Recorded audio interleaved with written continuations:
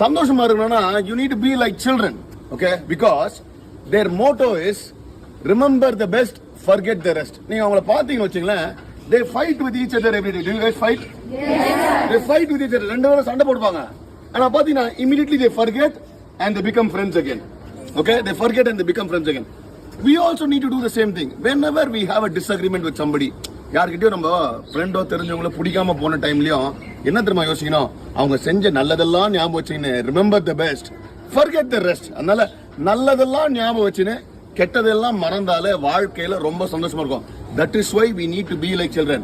So in order to be happy in life, what do we do?